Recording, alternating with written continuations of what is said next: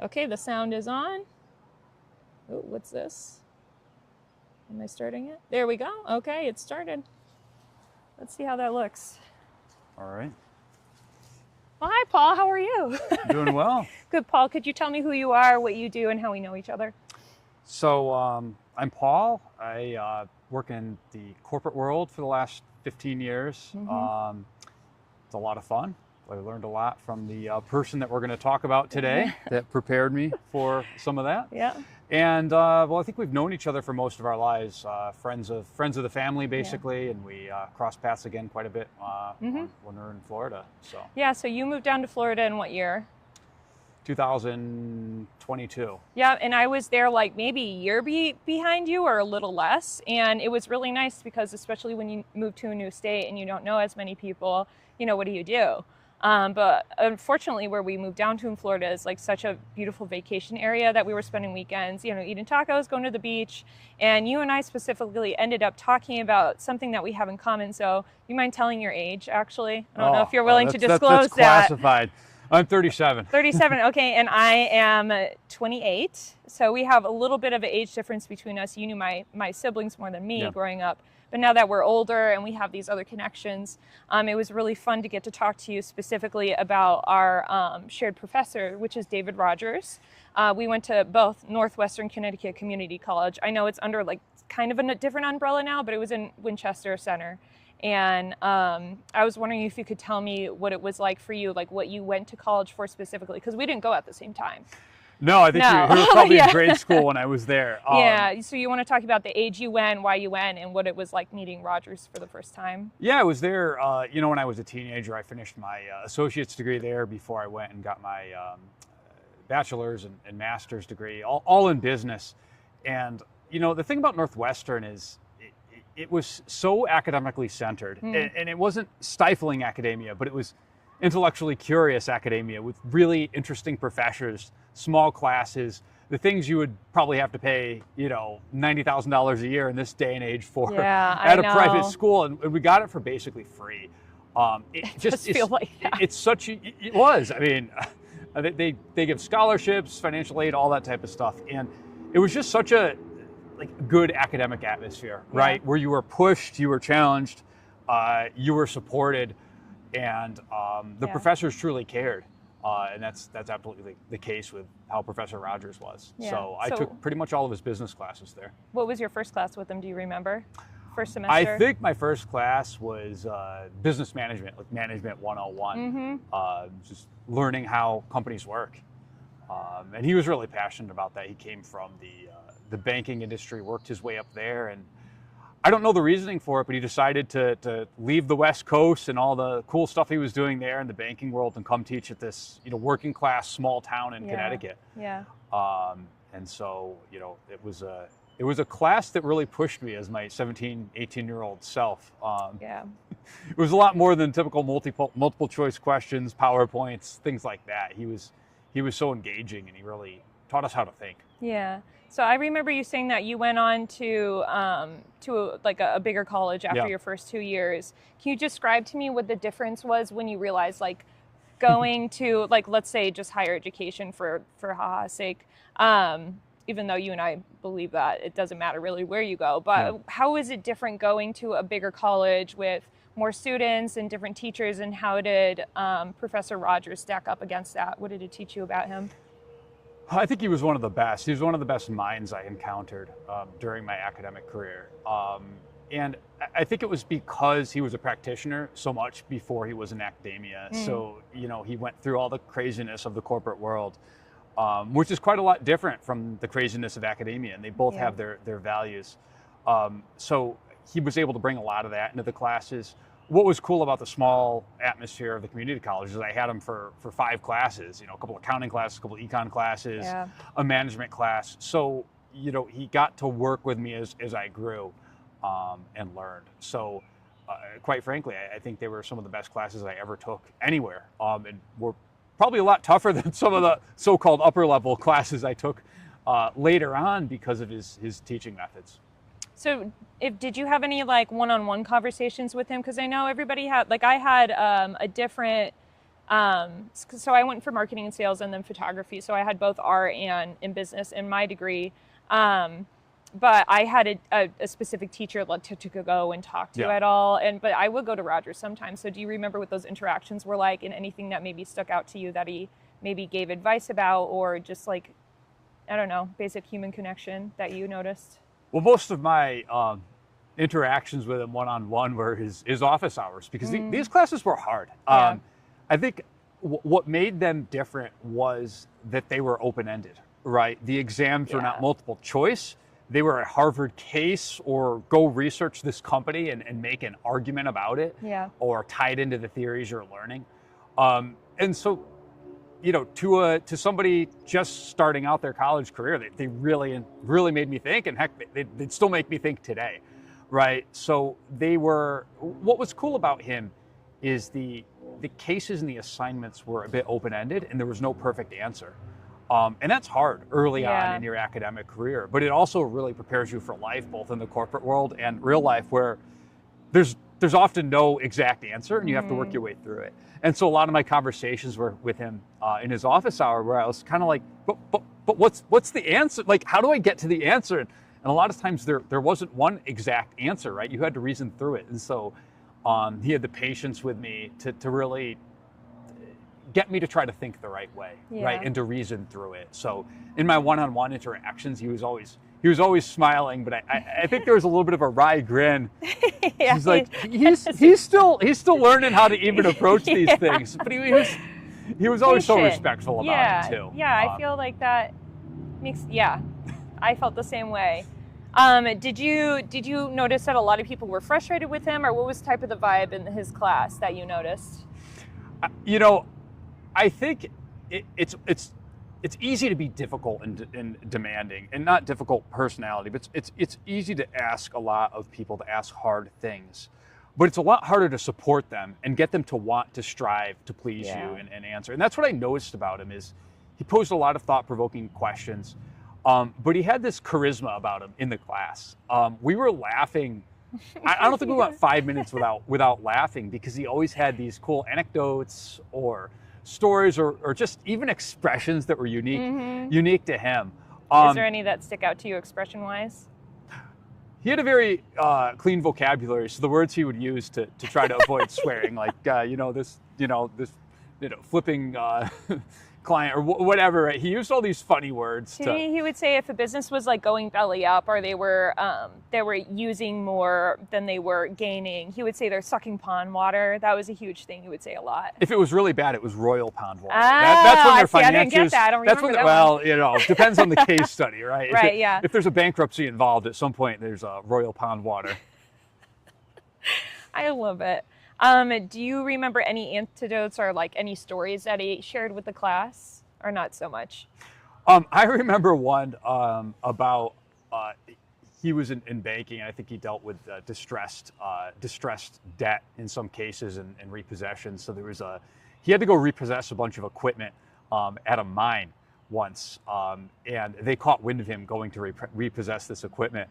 And they had flooded. They created this big mound in the middle of the mine. It's an open pit mine, and put all the equipment there, and then flooded around it. So all the equipment. So they built a moat. Yeah, they built a moat, and they flooded it as a way to kind of tell him to go pound sand. To put it politely. Wow. So that was one. He had some colorful stories about the importance of not offending the IRS. He regarded the IRS, I think rightfully, as the most powerful entity to be feared, even more so than, bad actors. So, and that's important in finance, right? To teach people to respect the law and all that.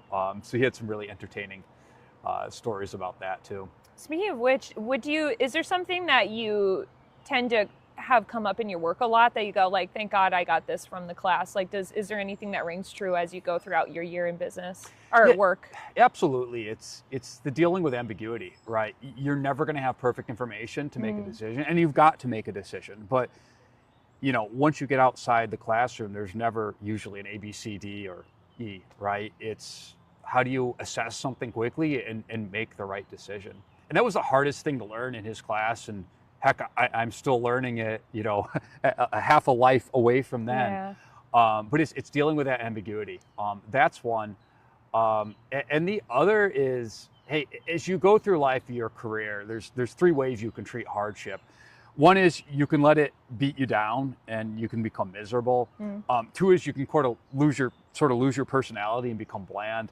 Or three is you can become a fascinating person, like Professor Rodgers, and you can actually look at the hard times or the crazy twists that your career has given you, and you can laugh or turn them into fun stories. And I'm not quite there yet, but you're getting there. Reflecting on this Yeah. conversation and what I wanted to say, I think that's one of the cool things that he espoused was he was a lot of fun, and he seemed to enjoy doing tough things. This balanced man, because he was so smart, and like there was definitely points in the class where I'm like, how the hell am I supposed to pass this class? Because my brain is very, and I know you're creative too, but my brain is very like type B thinking, and I do much better in like a group scenario, which the open-ended stuff works really well because he forced us to work with other people in that retrospect. But there was just, he could get heady about things sometimes, but if I asked a question, he would take the time, think about it, kind of look up in the sky and say, well, have you considered this? Or and then he would bring up maybe an antidote that would apply to the situation. But yeah, it is really hard, especially when you are a smart individual and can think a little outside of the lines of maybe the average human brain, to bring it back down to people so they can get the information too from it. A lot of teachers struggle with that, I think, these days, or just in general, because they are so specified in what they know. So how do you tell it to a layman person? And he had a talent for doing that. And I think he kept the engagement, right? Yeah. He kept the class flowing, the energy flowing, and people learning. I mean, it's the hardest material I've encountered. The way he taught, the scope of what he taught. But if you're engaged and laughing and you know that he cares, it's a little less daunting. Yeah. Now, visually, could you describe to me what you remember him wearing on a daily basis? Like, what was his style like? Yeah, and I think his style is made even more unique with the context of this town, right? So most of our families went to JCPenney's. If it was a good day, maybe Walmart. Yeah. Very working class sort of town. And he had this unique style about him. Sort of that prototypical professor, but well dressed. Like I West Coast. I learned the word haberdasher from him, which is, I guess, is a men's like clothing store. He had a haberdasher somewhere in Seattle that he got everything from. He hailed, I think, from the West Coast. So it was always, some sort of fashionable pants, a tweed, a jacket that suited the season, a tie, a button-down shirt, the spectacles. Very, very academic, a little bit of business, but it was a style that worked out. I think he had a leather briefcase. He did, and my favorite part is he would. This is just coming to me. He topped it all off with running shoes. Usually, at least when I was doing it, because he was an avid runner. I remember that too. It was so cool. He was really cool. And then, of course, like the big round glasses with a nice border around them. Well, it suited him well when you saw him in his office. He was working on his dissertation then, and his piles of papers. Do you know what his dissertation was? I don't know. Yes, you can find it online.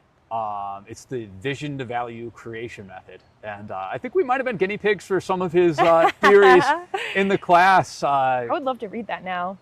You can find it online. I was actually looking at it last night. Were? It's interesting looking at it now in the context of living in the business world and kind of seeing where he was going with the context I have now. I think he had some really great points there. That's awesome. Well, I'll describe to you what it was like for me, because what year was it you said you went? I think it was 2004 to 2006. Okay, yeah. So I went then around 6 years later in 2016, because I graduated 3 years later. And for me, I went to school thinking that I would just need photography stuff, right? Like I just wanted the marketing aspect of it because I knew I wanted to do probably elopements and weddings and things like that. I did not want to go into financial accounting. Like I have a sister that was an auditor for a big company. In my brain, I just knew I didn't work that way. It wasn't an interest of mine. I wanted to be an artist. But I knew that marketing and sales and things like that would be important. So I couldn't afford like a huge degree. So I ended up getting certificates, and I just spent more time on it and worked in between in the summers to pay for it out of pocket. And I had an economics class I needed to take, and I had accounting 1 and 2 to take. So my first semester was economics with Professor Rodgers, and it was in the business building, which is the main one on the side it's kind of like the first building you see when you go into Winsted. But anyways, so I went into that class. I was so nervous because I had taken some economics and stuff, but I never remembered being super interested in it. So when I went into the class, it was packed full, and I would say there was probably like 50 students around then, because it was one of the bigger rooms there, and it was completely packed. And I ended up sitting in the back, and that's not like me. Like, I'm an extrovert. I should have sat in the front the first day. But he steps into the class wearing the tweed suit and the tie and the sneakers. And actually, sometimes he would wear blue jeans, too. That was more, I mean, to think about it, he was 10 years older when I got to see him. So he was probably wanting to be a little more relaxed, I would assume, because he was semi-close to retirement at the time I was there. And he might have been a little slower, too. That's a very big possibility. I don't really know. But I found it engaging. The only thing is because I was sitting in the back of the class, by the end of the class, I was like, what the hell did this man just say? I couldn't hear him because his voice was soft. You know, he wasn't extroverted, I would say. He was, he kind of had a shy demeanor. He was about your height. He was tall, probably about 6'2", I would say, maybe 6 foot, but he was taller. But yeah, he just had this like gentleness about him that I realized. And I remember after the class, I was like, I have to sit in the front row. I can't miss this because I was paying out of pocket for every class. I didn't want to have to retake any of my classes, and I couldn't understand what the hell this guy was saying. So I was like, well, he seemed interesting, though I just don't know yet. But I got a lot of vibes around me, and I heard other students complaining about him week after week. And although that class started with 50 people, it quickly went down to like 25, 30. Like, that's how many people didn't want to deal with his voice being so low. And I thought that was stupid. Because to me, it's like, if you have to take the class, like, there might have been another teacher doing economics. I don't remember at the time. But to me, I was like, there's nothing wrong with him. You just have to sit closer and pay a little more attention.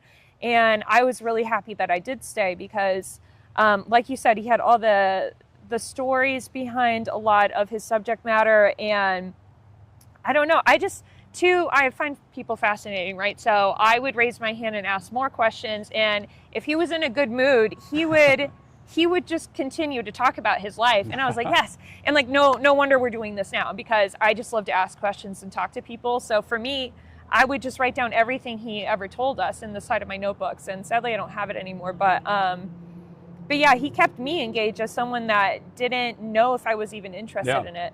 And I ended up really loving economics. And something that was interesting to me, too, is I think the first test I did semi-okay, but if I had questions, I would always ask the teacher. And that was something that was weird for me. I don't know about you, too, because we were both homeschooled. Yeah. I didn't know how it would be like being in a classroom. And I realized that out of my peers, who were sometimes just a little younger than me, but went to high school, so had teachers to talk to, I thought everybody was so used to like going up to the teacher and working with the teacher and stuff like that. And a lot of people were afraid to just go to the open-ended hours that he had, or any teacher, and ask questions. And I was like, what the hell are we doing? Like, we're going to college, we're paying for these professors to help us, and they're willing to, and and now you're afraid to go talk to them? Like, that just didn't make sense to me. So anyway, I went into his room, and I have no idea what the subject matter was specifically, but I just remember being self-conscious and asking, like you did, like, what's the answer and how do I get there? And he, it continues for him. I can't imagine how many people he had per year, but he just had this way of, I don't know what he did with the rest of the students because I wasn't there, but I felt special when he was around, and he made me feel capable. And that was something I really struggled with. Oh, I could cry about it now. But yeah, he just made me feel seen, and like I was capable of doing it. And I didn't have that much confidence in myself, but he just seemed always so sure that I would figure it out. And I'd always be like, how do you know that? Like, you don't know me like that, you know? And I'm not going to be a business student. Like, that's not who I am. And I don't know how to get there. And he'd be like, you'll figure it out. You're a great student. You're a smart student. I'm really like, oh, he's going to figure it out by the end of the semester. That's not going so well. But economics to me was actually pretty easy because it has to deal with people. And in a way, actually, if you could describe economics a little more than me, that I would appreciate it, because I know I don't get it exactly right. But it's very important to how it affects America and the rest of the world. And financially, it is huge. It affects everybody, from the biggest 500 Fortune companies to the average human like you and me. But yeah, I really enjoyed that. And then as I got into accounting, the class shrunk enormously down to, 15 people. And then I had one night class with him in one of my last semesters, and that was like 5 people. And at that time, I was really lucky, and I became friends with 2 girls that were especially good at accounting. And I was not. I would think I would have it, and I would put my answer in, and it would be completely wrong. Like, he would X the whole thing out if I did it by myself. But if I had it done with my friends and listened to them, I would get an A. So it felt like I was cheating in a way, because again, you had to be collaborate with other people, and I know I wouldn't have done well in accounting, but I appreciated the way he did it, because again, it wasn't like you're on your own, you have your own little island, and if you fail, and it's all your fault. And what I liked about being collaborative is I am a very collaborative person, right? And I might not be the smartest person in the room, but I know how to ask questions. I know how to work with other people. And if I had something in the class that I could help with, like, I was willing to do that part, as long as I didn't have to do the heavy lifting, because if everybody went off of what I was trying to write, we were all going to fail. So, which is fine. But that was another thing. Like, I go into accounting, I thought economics would be hard. Accounting was much harder for me. And I kept on repeating to him, like, I'm not a good student. Like, I don't think you understand, or you're not getting it through your head that I am not good at this.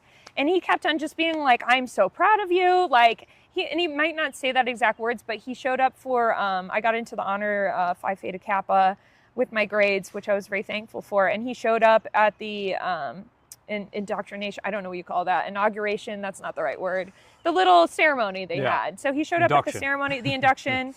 I was very lucky to graduate in Torrington, and it was a great ceremony, and he was there. And I don't know, he was just there at every turn. So that was something that was really important to me as someone that felt like I was out of the loop automatically just entering the class, not even just taking a test, is just being there alone felt like I was out of the loop. And he never made me feel that way. It was, that was internally. So every time I talked to him, I just felt like I was capable of doing it. And I think that's something that a lot of people need in a teacher, is someone that just believes in them. And I think, what you're illustrating him is what education claims to be at its best, right? In that he helped you and me build self-confidence. He helped us learn how to think better, right? Or to pose questions to the world or to our peers. Even if you aren't doing T accounts in your photography, right? From accounting, right? And the other thing is, hey, seldom does one person have the answer, right? So he's balancing that group work in there. You never work on your own in a company or in the world, right? You can collaborate, right? And I think he helped us grow those muscles, if you will. Yeah, he definitely did. And like you said, he was a very interesting man. He was a funny man. He, like you said, I know you said he probably got his clothes from Seattle, and like you and I love the show Frasier. And to me, I'm like, he did dress a lot like people. There was some parallels, yes. Yeah, right. And he always had a fun tie too. I'll put some pictures in here that I got to take. But a fun story for me is because I was taking art at the same time, I had a class with Sue Berg, and she asked us to pick a project for the rest of the year, and we had to take pictures of this certain subject that we chose. I chose to do a subject matter of shadows, and then we had to put it in the book at the end of the year. So I was bringing my camera everywhere with me, especially because I didn't want to go back home, so I'd stay on campus all day, and I would have maybe an economics class at 12 and then an art class at 2 and things like that. So because I decided to do shadows, I realized that while our professor was writing on the wall or pointing to his little stuff, there was a projector. So he had shadows, and it was his own scribbles all over his face and his back, and I just found it beautiful. And I think he's a handsome guy, and I just love people. I'll look at them, and like my husband thinks it's weird. I'm like, they're so beautiful, aren't they? And he's like, are you okay? I just find them fascinating, and he was a very fascinating person. So I went up to him at the end of class, and I didn't know him that well, but I was like, would you mind if I brought a camera into class? Like, I promise I'm not there just to disrupt it. I just want to do this for a project. And without skipping a beat, he said, absolutely, bring your camera in. I don't care.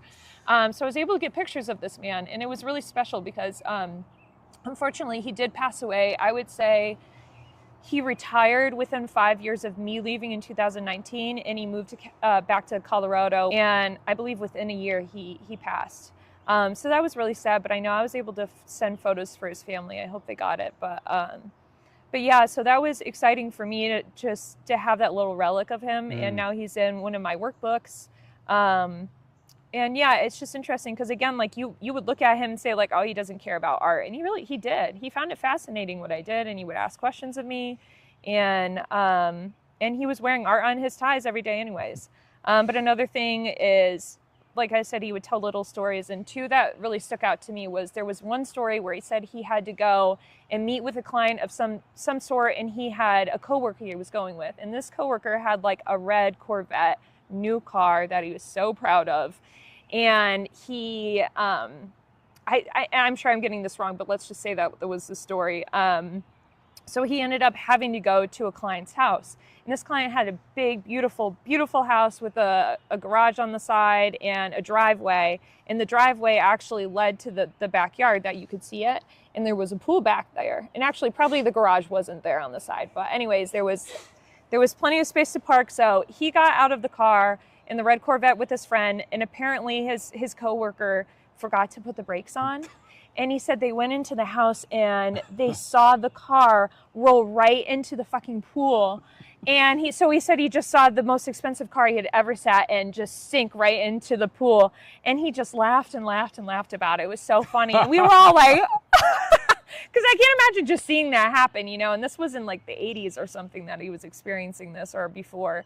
So that was crazy. And another thing he did is, like I said, he was an avid runner. And he had this one story where he was having a hard time in his life or something, and he was running in some state, and he just like always needed to run. And he was running up until the time that he was teaching too, me. Mm-hmm. So it was fun to hear him like, oh yeah, I went on a couple mile run this weekend. And you're just looking at him like, oh, he's kind of fragile. Like, you sure he can do that? But he did. But yeah, he said there was a really specific day, probably in Colorado, where he was running in the middle of a snowstorm.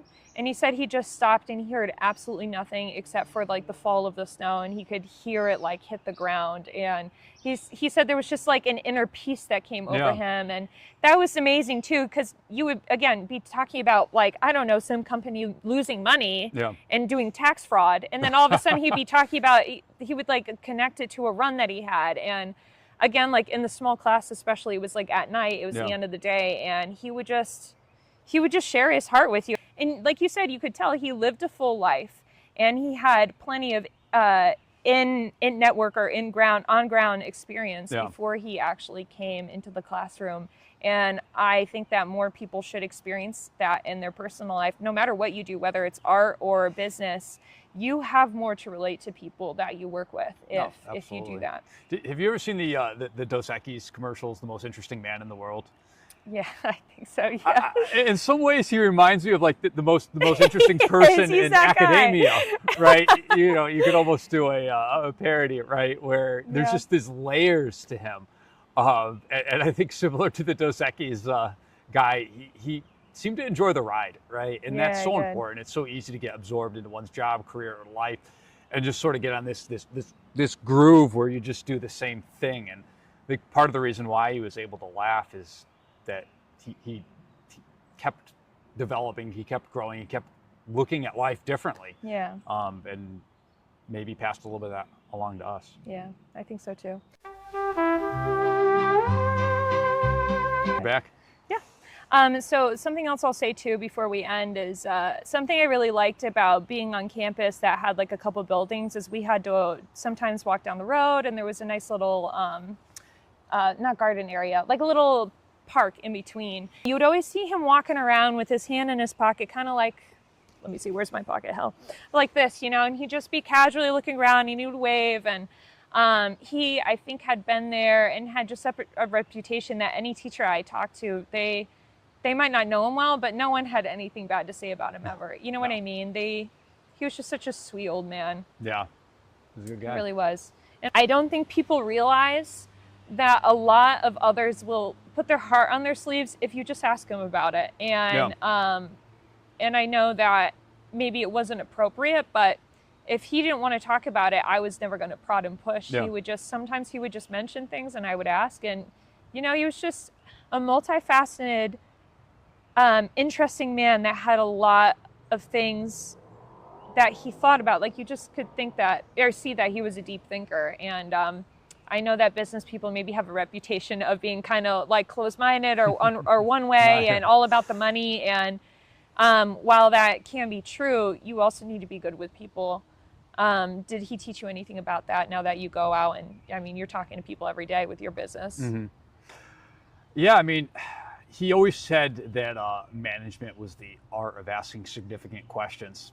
And heck, there's a lot in life that's the art of asking significant questions. And I think if you act on that, not only are you looking at things the right way, but you might make some friends along the way too. Yeah, I think so too.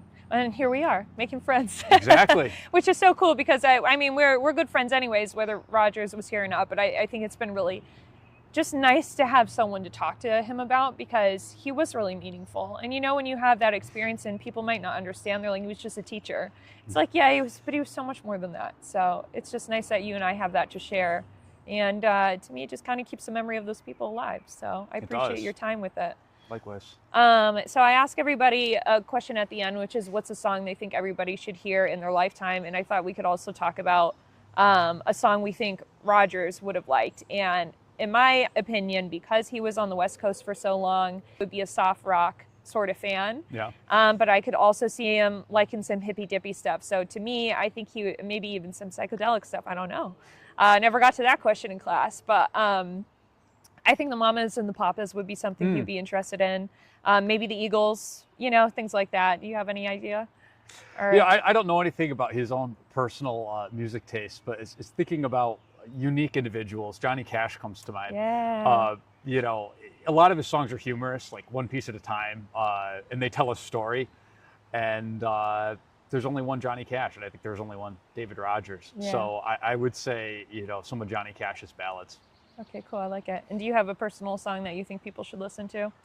I like electronic music, so anything by like Cosmic Gate or Richard Durand or Armin van Buuren. Yep. That helps me kind of focus my thinking. Yeah. Do you ever listen to that while you're working? Absolutely. Yeah, nice. All right, good to know. Can't handle too many words when I'm working. I need to. I love it. Melodic. I need to focus. Okay, and then I think we should end to NN is, do you have like 1 to 2 words that you would describe Rodgers? If people, let's say 2 to 3 words you would describe Rodgers as. And I'll think about that too. I'll have to answer that. That's a good one, to distill a fascinating person into 3 words. Well, I guess that's a lot of what he asked us to do, right? Is to distill a whole lot into a few words. So I would say, hey, he was curious of people, of experiences, of businesses, of his students, of everything. I would say curious. I would say he was even keeled. I know that's 2 words, maybe with a dash. Yeah, we'll count it as one. And then I'm going to do another double word, hardworking. Right? Yeah. He did work unbelievably hard. He asked us to work hard, but he put so much work into grading our assignments. These were not little things you could just feed through the. No, he wrote on every page. He had to read our case responses and stuff. Yeah, that's true. The amount of hours just to take care of his class beyond what he was done teaching. And a dissertation at your time. That's crazy. Yeah. Man. Yeah. Well, the words I would think of is, I mean, he was stylish. He was. I would say he was just about his style too. Is to me, it was like California casual businessman in a way. You know, it's kind of like he was at a library in California and he was writing a dissertation on the beach or something. Like you could see him doing that too. He was very thoughtful, and I feel like genuine is a really good word for him too, because he was genuinely interested in us as people and not just as you know, good business Mongols, you know, taking over the world. I don't think he had so much interest in that. I think he just wanted us to be excited about what we were doing, and it worked. Here we are. It did.